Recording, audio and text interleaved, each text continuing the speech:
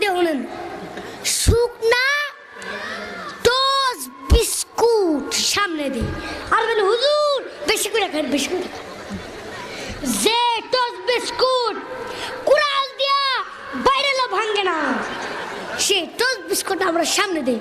আচ্ছা কন্ত জুয়ান হুজরা তো একটু কষ্ট করে খাইবো, কুড়া কুড়া খাইবো, বুড়া হুজুর কি অবস্থা হইব?